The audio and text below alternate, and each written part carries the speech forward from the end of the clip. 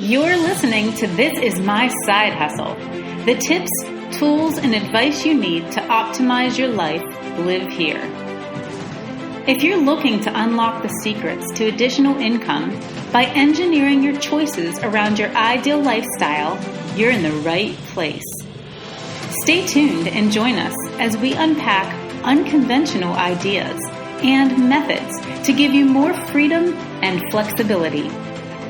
Let's escape the rat race together and live with intention. Let's learn how others are making it pay with their side hustles.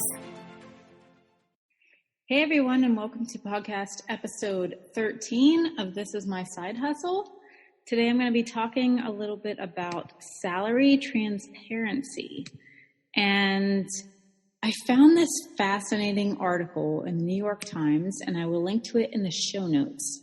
And the person writing the article asked people for information about what industry they worked in, what their job title was, what their annual salary was, where they were located, how long they've been in the industry, and any other notes that may help to clarify what they did specifically. And I'm so fascinated by it. So I've been perusing the 36,000 plus, I believe it's at now. It might be a little less, but it's in the dozens of thousands responses. And I just find it really, really interesting to find out what people are making and what they do, looking at what their job title is and taking a wild guess at the education needed to pay for that kind of job title, and the locations as well is quite interesting to see the widespread of salaries for various areas. And I think I'm going to do another episode soon on is college worth it? And how much you pay and how deep in debt you can go for various potential job titles, because it's not a guarantee that you're going to get a good job, even if you get a quite expensive degree.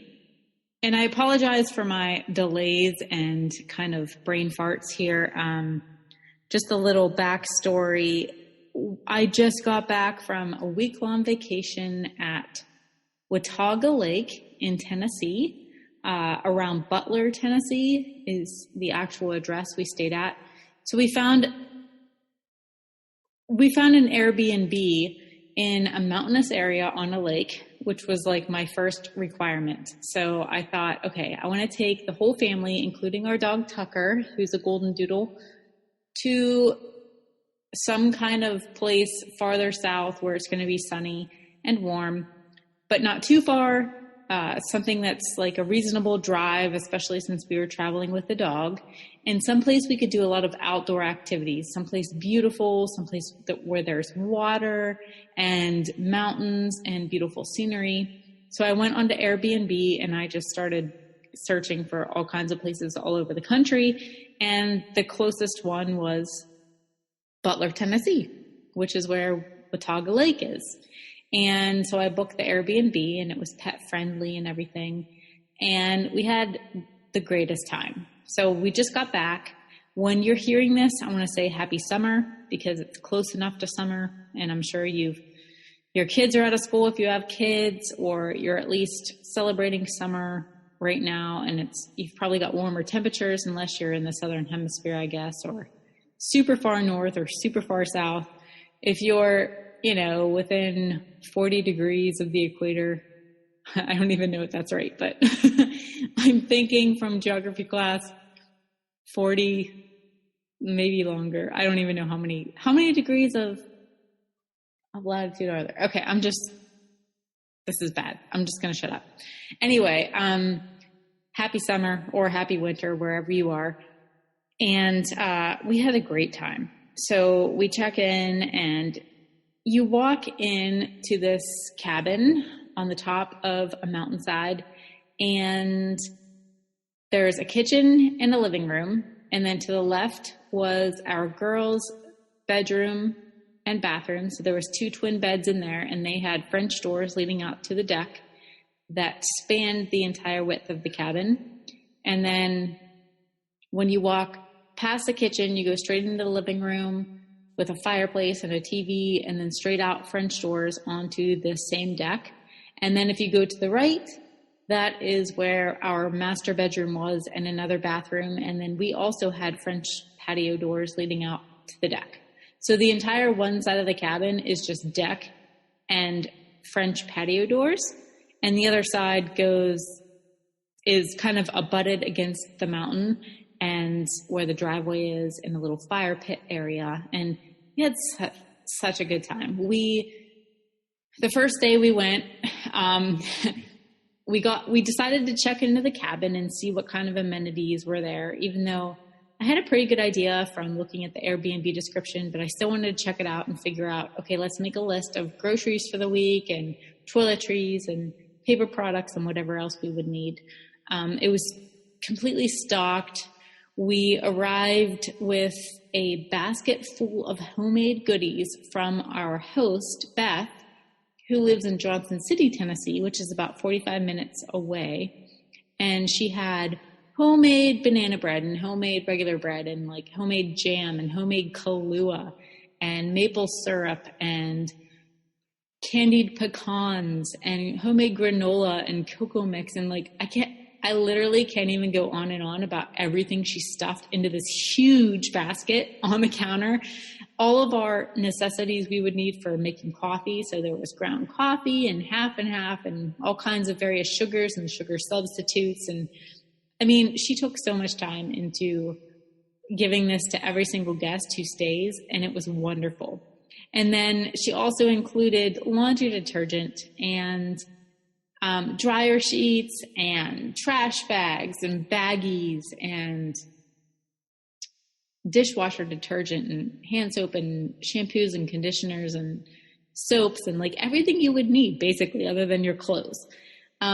So we wrote down a list and we went to the grocery store, which was 30 minutes away. The nearest grocery store was in Elizabethton, Tennessee, which is spelled Elizabethton. So like Elizabeth, T-O-N, but you say it Elizabethton, apparently. We found out because we were calling it Elizabethton, but it's Elizabethton. So we had the wrong syllable in the wrong, or, you know, whatever that saying is.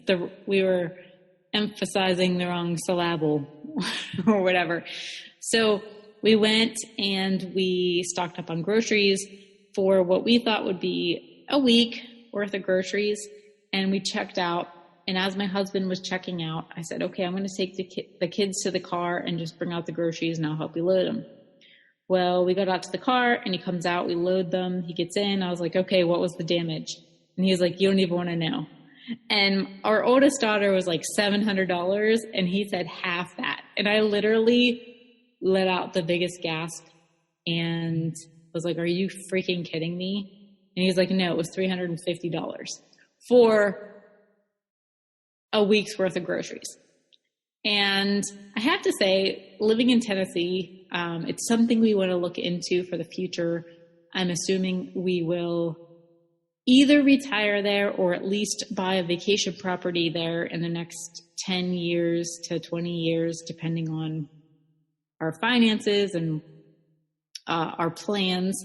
We're going to stay where we are with the kids until they're grown and moved out. So however long that takes and however long it takes for us to bite the bullet and go ahead and buy a property, it will probably be in Tennessee because their property taxes are dirt cheap. I mean, like a fourth of what we pay here for the same kind of property, what we pay here in Western Pennsylvania. And there's no income tax in Tennessee. So that's also amazing. But they do have various taxes on groceries. I believe 4% for certain categories of groceries. So that plus being in a different grocery store and there was no Aldi around, which I decided if we do buy a rental or some kind of a retirement home, we have to be somewhat near an Aldi. So we went to Food City and we spent $350. And I think I made up for it because we somehow managed the entire week not to go out to eat, which is fine with me. Like, to me, spending $60 for our family of four to go out to eat is just kind of stupid. If we can avoid it, we do. So we had groceries and we stocked up. And our first day, we went zip lining, and then we jumped off of a platform onto a big bag. And then we went to Blowing Rock and Mystery Hill, and we went splunking, I guess you could say. It wasn't really splunking. It was more of like a tour of a cave. There was some hairy spots where we had to get wet and squeeze down and whatever, but it wasn't your traditional splunking. Like, we weren't going into a dark cave with headlamps on and ropes. That's not quite, I don't think our kids are quite at that age yet where they'd be ready to do that. But we rented a pontoon boat and we went out on a lake, and I'm going to have to link to the place we stayed at because it was beautiful. We did not have cell phone service and the Wi-Fi was pretty slow, but I had told all of my clients ahead of time that, hey, like, I'll be available in the mornings and evenings in case of emergency, but during the day we're going to be out having fun and I will not have any kind of cell phone service, so I'm not going to be available. And my husband just took the whole week off, so it was tons of fun. But okay, I'm going to get off my long tangent of our vacation information and just get back to salary transparency, which I think is super cool. So I've been going through this spreadsheet that I will link to, and I'm kind of fascinated at how little people are making for full-time jobs in fairly decent-sized cities with a decent amount of experience. And I'm also assuming by looking at this, unless they say otherwise, that they're working full-time and that they're commuting and that they have to buy office clothes and all of those things. And so their 40-hour-a-week job is probably more like 50 if you add in commuting. And it's probably a lot less if you deduct all of the expenses related to the job. And I'm shocked because I know that there are a ton of side hustles you can do for the average of these salaries on a very part-time basis. And not only do you not have the commute time, but you can deduct the expenses from your tax return because you have your own business. And I really want you to take a look at this. You can't change the actual sheet because it's view only. So it's a Google Sheet form that has been collecting information from Google Form information, but you can go to File and then make a copy and save it to your own Google Drive, and then you can search and sort however you want and spend a whole ton of time looking at this. And I kind of love this because I feel like in previous generations, people were very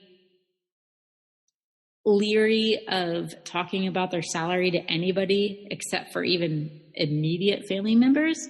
But I feel like it's important for people to be transparent about this so that other people can make wise decisions.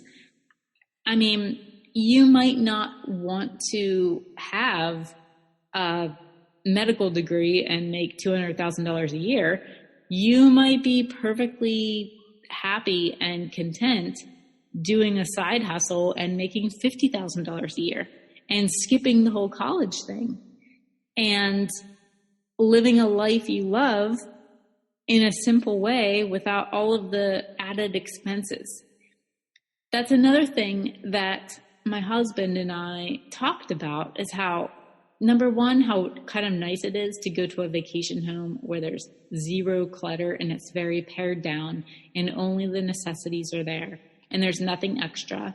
And it just feels really refreshing and good to be in a place like that. And I feel like we are pretty good at doing that in our normal lives, but it still gave me another push of like, okay, if I had to rent out my house as a vacation home, what all would I need to get rid of? Now, of course, you can't get rid of your clothes and all of that, but you could pare down on knickknacks and things that you really don't need and that you have sitting around just cluttering up your cabinets and your surface areas that you don't need. So it gave me another push to come home once again and pare down and see, okay, if I had to make this into a vacation home, what would I get rid of? What would need to stay in order to make it comfortable for someone else? And it makes you look at things like what's really important, such as really good quality sheets and mattresses and pillows, because you spend a third of your life in bed. So you might as well make sure that you're making the most of that and spending money where it matters, on things that will last, on things that will matter, and things that will actually keep you comfortable, and not all of the other things that you have all around your house. So that was a little bit of a refreshing view at what we have and how we could pare down. Another thing we thought about is, yeah, what would be great to have a vacation home, but if you're on a lake, then you need a pontoon boat, and then you need a kayak, and then you need life jackets for kids under 13, and then you need this and this. And we were like, okay, so maybe it just wouldn't be in our best interest to retire to someplace like that, especially if we were a half an hour drive from a grocery store, because we knew what a pain it was to drive that far at our age now. And we thought, okay, 20 years from now, it's only going to get worse. We're not going to want to go out when it's dark on a weekend and go grocery shopping a half an hour away and driving up and down steep slopes on gravel roads. Even though now it's not a big deal, we knew that in 20 to 30 years from now, it would be a big deal. And we would want to be within 10 to 15 minutes at the most of decently priced grocery stores, decent restaurants, all of the amenities. In fact, I needed a pair of old tennis shoes to wear, and the only stores around there was like Dollar General. So we stopped at two Dollar Generals, and they didn't even have shoes, which in Pittsburgh, they have crappy old shoes. And I just thought, okay, I'll spend $10 on a pair of crappy shoes. I'll wear them when we're hiking, because I didn't want to wear my brand new shoes that I bought hiking and destroy them. So we still couldn't find that. We had to drive 45 minutes, and I finally found a pair at Family Dollar, and they didn't even fit properly, and they were like falling apart when I bought them. I mean, they worked, but I thought, okay, like I don't want to have to drive an hour away to buy an outfit or a pair of shoes. That's another biggie on my list. So it helped us narrow down cities where we would eventually want to get a vacation home or retire to, and where it was still beautiful, but we were also very, very close to things we would want to do. Because if you're retired or you're on vacation, you want to do stuff, not necessarily just be on a boat all day long for 7 days. It was super fun to do that, but you don't want to do that for the rest of your life. And you need to have conveniences somewhat nearby, but also beauty. So that led us to, once again, looking into the Gatlinburg, Pigeon Forge area, but the real estate there is a lot more expensive too. So that's just something we've been considering, but the whole salary transparency thing, I think, has opened my eyes to see how much people are making, how much they're probably in debt, how eye-opening it is to see how other people must be living pretty much paycheck to paycheck and not being able to set aside a lot or pay off their mortgage super early or pay for their car in cash or have a 6-month emergency fund sitting in there and they're secure in that. They might be, because I don't want to judge. I'm sure there are people in this list not making that much and still setting aside a whole lot, because I'm sure you probably know of someone in your own family or have heard of people from the Depression area making hardly any money, and then they retire or they die and they have tons and tons of money because they saved it and they didn't spend it. So you would never have known by looking at them that that's how much they have. But looking at some of these job titles, even in our area, and knowing what other people have that's way more flashy than us and much more expensive than us, and thinking, oh my gosh, like they must not be able to set much aside. Even on a 2-income family, most of these people are making around 50 to 70. That's kind of the average median of what they're making. And even double that on full-time jobs with what they have, I'm thinking they're definitely not able to set aside much if they have kids and, you know, if they travel at all, I wanted to also mention the travel thing. So we ended up using Chase Sapphire points. So if you go to makingitpaytostay.com/Chase, you can sign up for the Chase Sapphire card. I think you get anywhere from 30 to 50,000 points. So that's about $375 to close to $600 worth of travel rewards that you can cash in after 3 months of spending a certain amount. I think it's $2,000 to $3,000 in the first 3 months. But again, that link is makingitpaytostay.com/Chase. And then you can cash that in for either direct travel booking, which is worth 1.25 of your points. So your points actually are worth 25% more if you book direct travel through Chase Sapphire. But you can also transfer to other travel companies, and you can use that money to buy travel gift cards. So I used our money to buy the entire week's stay at this Airbnb with an Airbnb gift card, which is super awesome. And my Bonvoy credit card is what I wanted to say, makingitpaytostay.com/Bonvoy. That is paying for all of our points for our hotel stay at Nationals in about 2.5 weeks in Wisconsin Dells. So when this comes out, I think my husband's not going to be able to make it, but at least me and my daughters are going to be in Wisconsin Dells and having fun for their gymnastics nationals competition. And our hotel stay was free. So we basically have to pay for gas getting there, and food while we're there, and whatever activities we do. And that's it, because we use credit card points that we get automatically from everything else we spend money on to pay for that. So both of our vacations so far this year will have been paid for, at least our lodging anyway, which is super cool. And that's just one way we stretch our salaries so that we can save like crazy, or invest.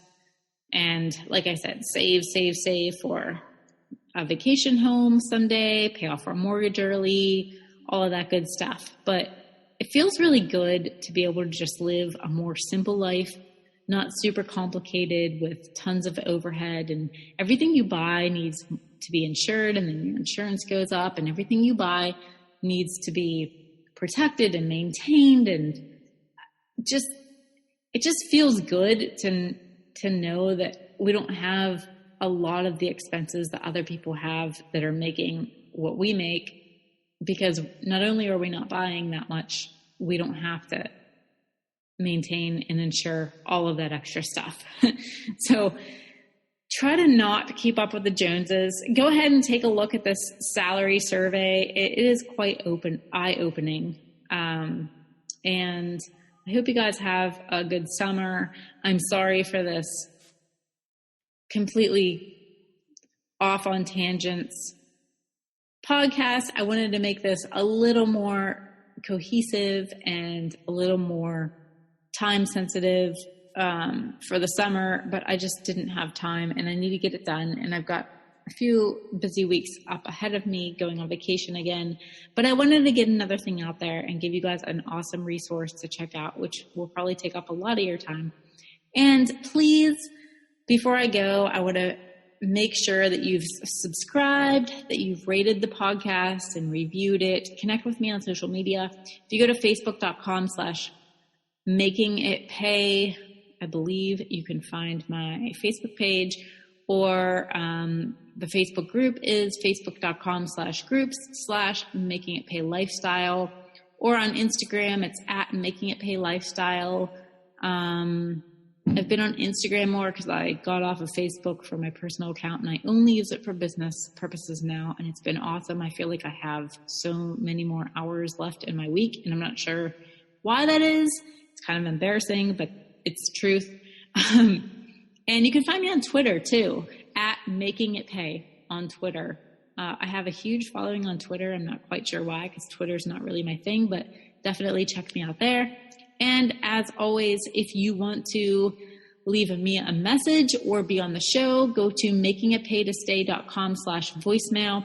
You can find all the links there to leave me a message or suggest a future topic for me to talk about, or suggest a guest, or fill out the information to actually be on the show. All of it's there. So thanks so much, guys. I'll talk to you next time. This is my side hustle.